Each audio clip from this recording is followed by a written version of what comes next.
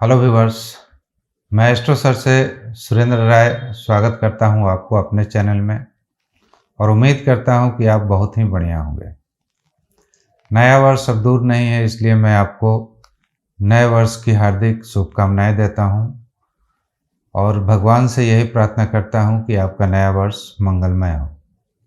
2023 कैसा रहेगा कन्या राशि वालों के लिए, कन्या लग्न वालों के लिए, कैसा रहेगा उनका हेल्थ, कैसा रहेगा उनका वेल्थ, आज इन सब की पूरी जानकारी मैं लेकर आया हूँ।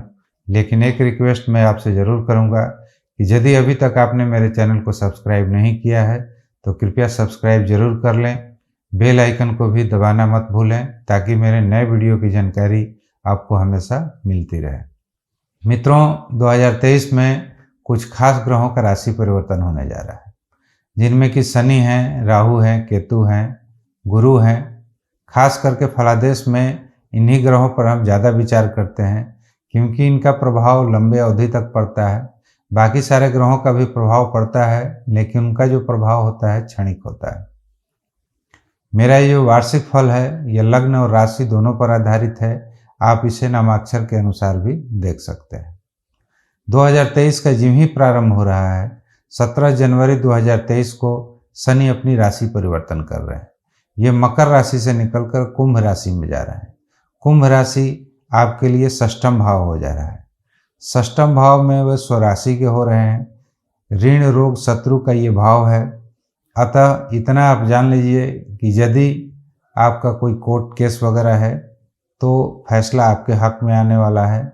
कोई ऋण है जो लंबी अवधि से चली आ रही है, उसकी भरपाई नहीं हो पा रही है, तो ये न सिर्फ 1 साल रहने वाले हैं, करीब करीब 2-2.5 साल तक शनि वहाँ पर विराजमान रहेंगे। अतः धीरे धीरे करके आपका ऋण भी चुकता होने की पूरी संभावना है। अब यदि आपकी कोई ऐसी बीमारी हो जो समझ में नहीं आ रही हो, कारण पता नहीं चल पा रहा हो, तो पूरी उम्मीद है कि आपकी बीमारी पकड़ी जाएगी और उसका सही इलाज भी मिल जाएगा आपको।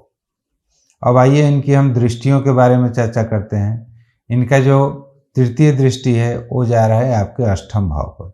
अष्टम भाव पर पहले से राहु बैठे हुए हैं। हालांकि अष्टम भाव सही नहीं होता है, अतः चोट चपेट एक्सीडेंट की संभावना बनी रहेगी पूरे साल तक।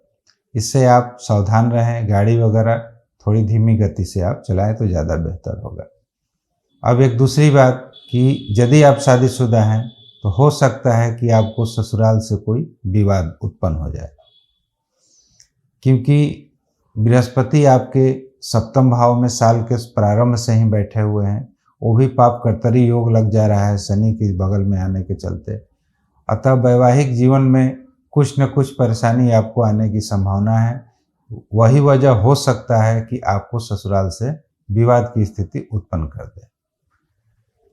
बाकी इनकी जो अगली दृष्टि है वो आपके द्वादश भाव पर पड़ रही है। द्वादश भाव खर्च का होता है, तो खर्च तो ये थोड़ा बहुत कम ही कर देंगे, लेकिन लंबी दूरी की यात्राएं आपको करा सकते हैं। इनका जो अंतिम दृष्टि है, दशम दृष्टि, वो आपके तृतीय भाव पर जा रहा है। तृतीय भाव भाई बहनों का होता है। भाई बहनों से मनमुटाव वगैरह हो सकता है। अब आइए मित्रों, हम चर्चा करते हैं बृहस्पति के बारे में। बृहस्पति साल के प्रारंभ से ही आपके सप्तम भाव में बैठे रहेंगे और ये 21 अप्रैल तक उसी स्थान पर बैठेंगे।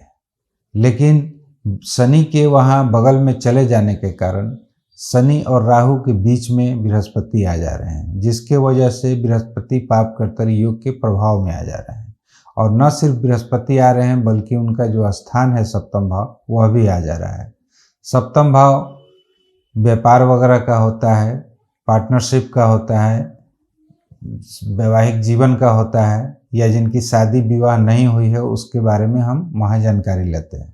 अतः ये पूरी कोशिश करेंगे कि यदि आपकी शादी नहीं हुई है तो शादी कहीं ना कहीं सेटल करा दें। व्यापार कोई नया खड़ा हो सकता है आपका, लेकिन एक चीज़ पर थोड़ा सा आपको ध्यान देना पड़ेगा। यदि आपका वैवाहिक जीवन पहले से सही नहीं चल रहा हो तो ये उसमें खलल डालने की कोशिश करेंगे और मामला को और गंभीर बना सकते हैं। यही कारण है कि जो मैं अभी आपसे बोला था कि ससुराल से विवाद वगैरह हो सकता है, तो हो सकता है इसी कारण से आपका ससुराल में विवाद बढ़ जाए।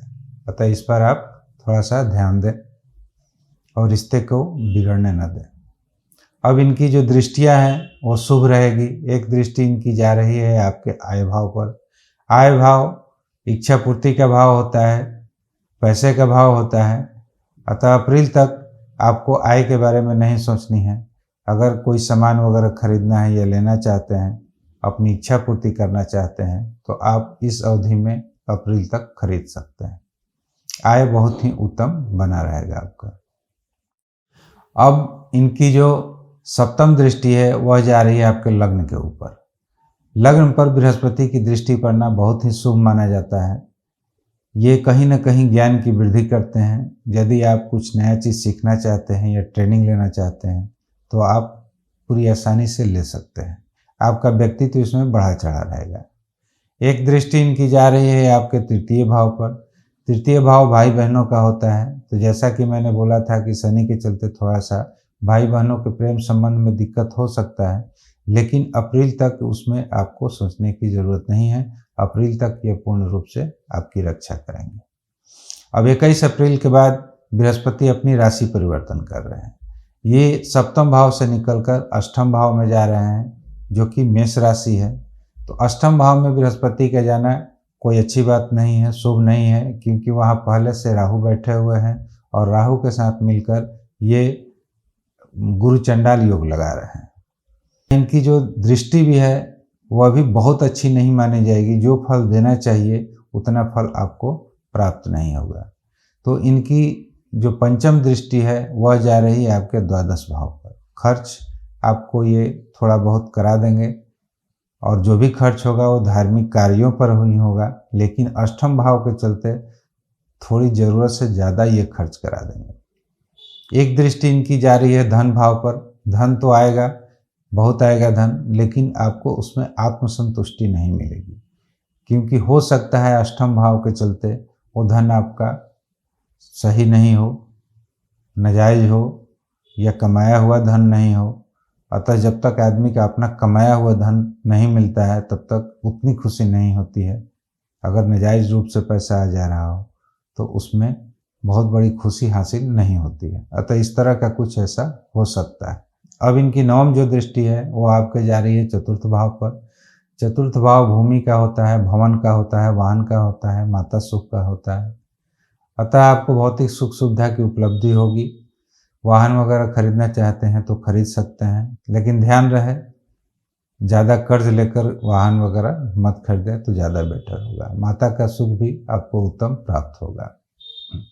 अब 30 अक्टूबर को राहु अष्टम भाव से निकलकर आपकी ये सप्तम भाव में आ जाएंगे। तो सबसे बड़ी बात है कि जब राहु सप्तम भाव में आएंगे तो जो भी बृहस्पति का पाप कर्तरी योग है या गुरु चंडाल योग है, गुरु उससे पूरी तरह से मुक्त हो जाएंगे और आपका सप्तम भाव भी मुक्त हो जाएगा। लेकिन राहु जी ही सप्तम भाव में आ रहे हैं, आपके केतु भी आपके लग्न में चले जा रहे हैं। अतः थोड़ी बहुत आपको ऐसा महसूस होगा कि मेरी ऊर्जा शक्ति कुछ बढ़ गई है। थोड़ा सा बोल्डनेस आपके अंदर आ जाएगा। कोई भी काम आपका ज़्यादा बोल्डनेस या रूखापन के चलते बिगड़ ना पाए, इस चीज़ को आप ध्यान दीजिएगा, क्योंकि वाणी में भी आपकी कटुता आ सकती है। अतः वाणी को थोड़ा संभाल कर रखें, सॉफ्ट बने रहें नेचर से, तो आपके लिए ज़्यादा बेहतर होगा। तो ये रहा 2023 का एक संक्षिप्त विवरण। बाकी आज के लिए इतना ही। यदि मेरा कंटेंट पसंद है तो कृपया कर लाइक, शेयर और सब्सक्राइब करना ना भूलें। नमस्कार।